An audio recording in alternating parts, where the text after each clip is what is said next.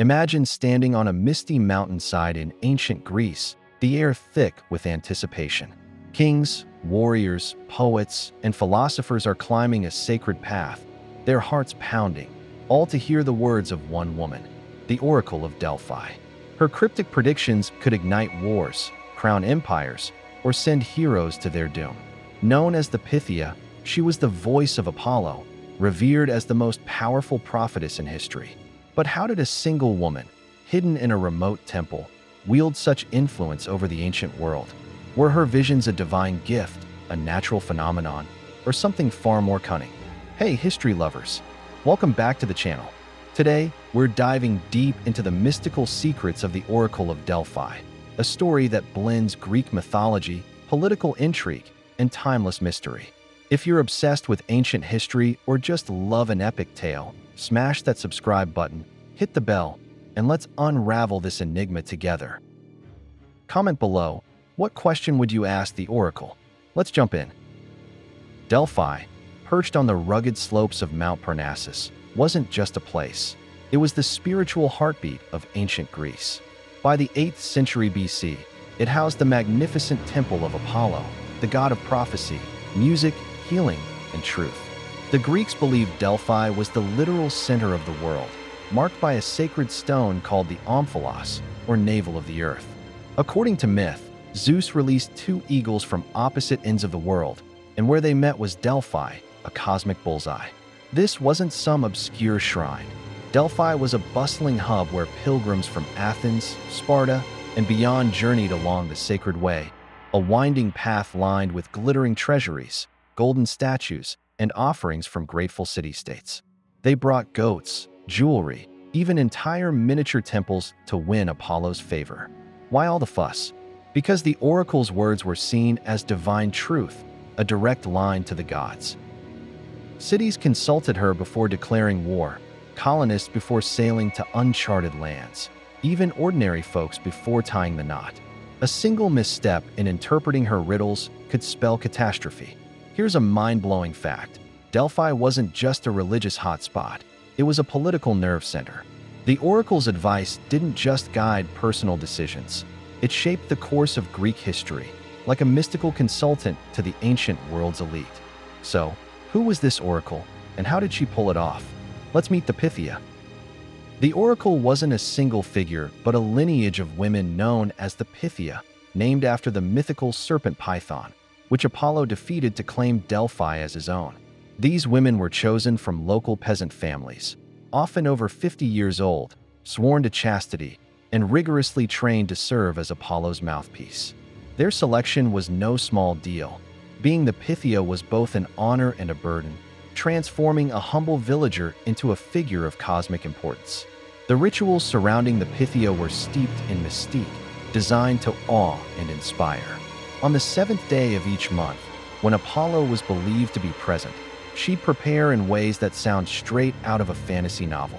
She bathed in the sacred Castalian spring, purifying her body and soul. She chewed laurel leaves, Apollo's holy plant, said to heighten spiritual sensitivity. Then, she'd enter the temple's Adyton, a secretive inner chamber, and sit on a bronze tripod perched over a chasm in the earth. Pilgrims submitted their questions through priests, and the Pythia, in a trance-like state, delivered her answers in riddles, often in poetic hexameter verse. Ancient accounts describe her as trembling, her eyes wild, her voice otherworldly, as if possessed by the god himself. Some scholars believe she inhaled vapors rising from the chasm, possibly ethylene gas, a natural hallucinogen emitted by fault lines beneath Delphi. Others argue the trance was induced by the intense rituals, the chewing of laurel, or sheer psychological fervor. Imagine it, a woman in a smoky chamber, channeling divine wisdom, her words echoing through history. Was she truly seeing the future, or was something else at play? We'll get to that, but first, let's explore her most famous predictions and how they changed the ancient world. The Pythia's prophecies weren't just words. They were seismic events that altered destinies. Let's start with King Croesus of Lydia in 546 BC. A man so rich his name still means wealth today.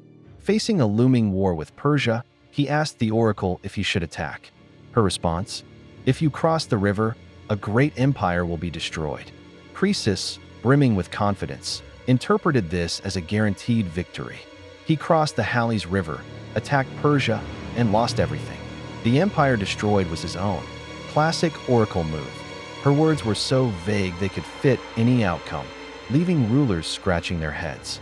Another iconic moment came during the Persian Wars in 480 BC, when Athens faced annihilation from Xerxes' massive army. The Athenians begged the oracle for guidance, and her first prophecy was grim. Flee to the ends of the earth, for all is lost. Panic ensued, but a second prophecy mentioned a wooden wall that would save them. Themistocles, a brilliant Athenian leader, argued the wooden wall meant ships, not city walls. He rallied Athens to build a navy, and their fleet crushed Persia at the Battle of Salamis, saving Greece. Was the oracle divinely inspired, or did her ambiguity just spark genius strategy? Even Alexander the Great couldn't resist Delphi's pull. In 336 BC, impatient for a prophecy, he dragged the Pythia to the temple on a non-sacred day. Annoyed, she snapped, "You are invincible, my boy." Alexander ran with it, conquering half the known world. Did she see his future, or did she just give an exasperated outburst that happened to stick? But the oracle's influence went beyond these blockbuster moments. Lesser-known prophecies shaped smaller but equally fascinating stories. For example, in the 7th century BC, the city of Miletus asked whether to found a colony in Ionia. The Pythia's riddle pointed to a specific coastline, leading to a thriving settlement that became a cultural hub. Another time, a farmer named Battus sought advice about his speech impediment. The oracle, in true cryptic fashion, told him to found a city in Libya. Confused but obedient, Battus established Cyrene, a prosperous Greek colony, and bonus, his stutter vanished. These stories show the oracle's reach. She wasn't just for kings, but for anyone brave enough to climb Mount Parnassus.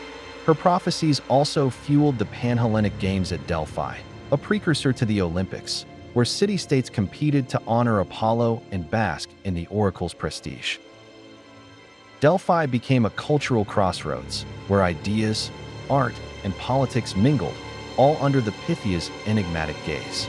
Her words were like a mirror, reflecting the hopes and fears of those who sought her out, and that's what made her timeless. So, was the Oracle of Delphi a divine oracle or an ancient sleight of hand? The debate still rages. On one side, believers point to the Pythia's trance as evidence of something supernatural. Geological studies from the 1990s found fault lines under Delphi, suggesting ethylene or methane gases could have induced altered states, lending credence to the vapor theory. Ancient writers like Plutarch, a priest at Delphi, described the Pythia's frenzied state with awe, insisting her visions were Apollo's will. On the other hand, skeptics argue Delphi was a masterclass in manipulation. The temple amassed immense wealth, think billions in today's money, through offerings and donations. Priests, who interpreted the Pythia's often incoherent mutterings, were well connected, gathering intelligence from pilgrims and spies across Greece. A vague prophecy like "know thyself" or "avoid excess" could apply to any situation, ensuring the oracle's accuracy. Some even suspect the Pythia was coached, her trances staged to impress visitors. Yet, even if it was a ruse, the oracle's impact was undeniable. She gave Greeks a framework to navigate uncertainty, blending faith, psychology, and strategy in a way that feels oddly modern. Think about it. Don't we still turn to horoscopes, algorithms, or gut feelings for guidance? As centuries passed, Delphi's star began to fade. By the 4th century AD, Christianity swept through the Roman Empire, and Emperor Theodosius banned pagan practices, including oracles. The last Pythia, according to legend, delivered a haunting final prophecy. All is ended. Tell the king the temple is fallen. The once mighty temple of Apollo crumbled, its treasures looted or buried. Yet, Delphi's legacy endures. Archaeologists today excavate its ruins, uncovering statues, inscriptions, and clues about the Pythia's world. The oracle inspired philosophers like Socrates, who took her "know thyself" inscription to heart, and poets like Pindar, who wove her mystique into verse. Even now, Delphi captivates us. Think of movies, books, or games that riff on oracles and prophecies. The Pythia's story resonates because it's about humanity's eternal quest for answers in a chaotic world. Was she a conduit to the gods, a gas-fueled visionary, or the ultimate spin doctor? My take: her power lay in what people believed she could do. She was a mirror for their dreams, fears, and ambitions, and that's why her voice echoes across millennia. What do you think? Was the oracle divine inspiration or clever deception? Drop your thoughts in the comments. What an incredible journey! The Oracle of Delphi shaped ancient Greece with her mystical predictions, and her story still sparks our imagination. If you love this deep dive into Greek mythology and history, smash that like button, subscribe, and hit the bell for more ancient secrets. Check out our playlist on Greek gods for more epic tales, and share this video with your history-loving friends to keep the mythology vibes alive. Comment below, what prophecy would you ask the Oracle and why? Thanks for watching, and I'll see you in the next adventure.